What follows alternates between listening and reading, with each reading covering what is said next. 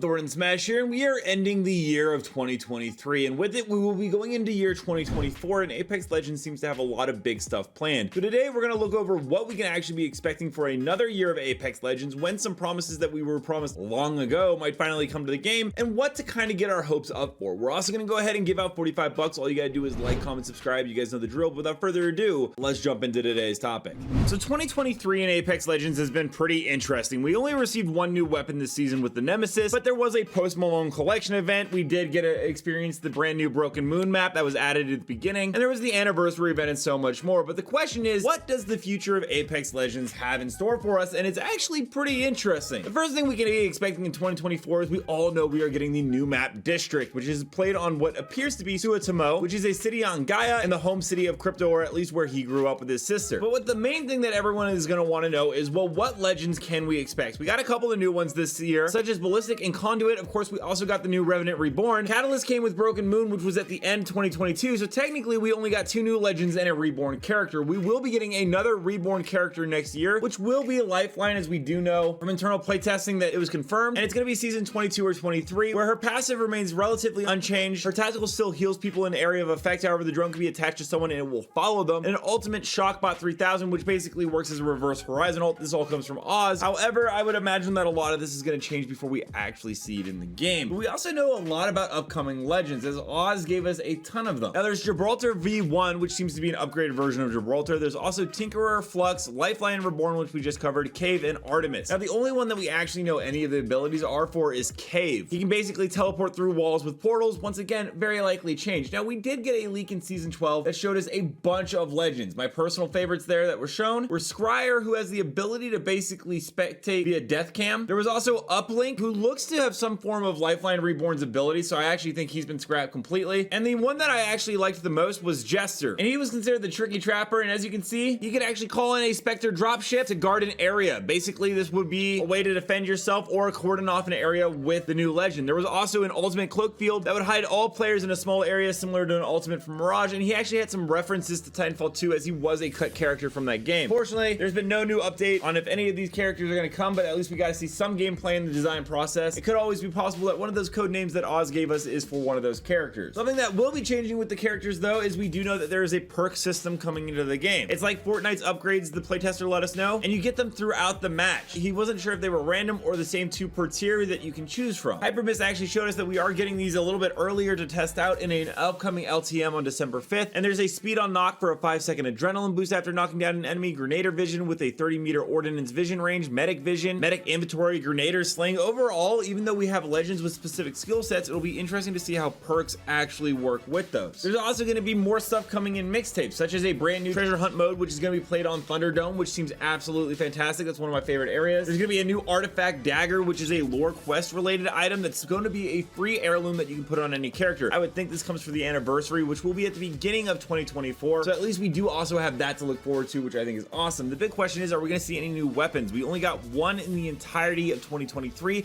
and that was the Nemesis AR. It has been confirmed by a bunch of internal leaks so far that I've talked to that the Scorpion is going to be the next weapon added into the game. It's a crossbow that uses the arrow ammo and can fire automatically. This will lead to the Bowcheck bow eventually being taken out of the care package, as it has been in there for like 6 seasons at this point, so they're just waiting to release this weapon to bring it back out. The question is, will we ever see anything like arenas ever again in the mixtape? There were actually a couple of maps in development. You can see a couple of them right here that were put out in the season 12 leak. They look pretty cool. A lot of them are unfinished, and one of them was actually found in the files recently by Oz, so it does look like they are still being worked on. Unfortunately, we just don't know if Respawn ever plans on bringing back arenas or anything like it for a variation in mixtape mode. We also know that aim assist is going to be receiving a nerf, but I don't think this is going to come in 2024. I think people are going to be waiting a lot longer if that is something that you are hoping for, or if you're not hoping for it, you should be good for quite some time. We finally did get cross progression at the end of 2023, so now the big question becomes, and this is my personal hope, that we get a next gen update very soon. We got a small version of it in season 12, and we are about to be going into season 20 next year. So it's been about 2 years since we were told that we would be getting an update for 120 frames per second on consoles, but don't worry, if that doesn't come, there will always be the normal store rotations coming every Tuesday, so you'll always be able to get skins. Oh man, I really hope we get next gen updates and quality of life upgrades. We need this bad in Apex. Let me know down below, what are you guys most looking forward to in 2024, and what was your favorite part of 2023? Do you have any really good memories or anything that that really stuck out to you as a good year in Apex Legends. Also, don't forget to check out this channel right here by my editor Novell, who does amazing Apex Legends content. Until next time, Legends, keep slaying the Outlands. See you out there.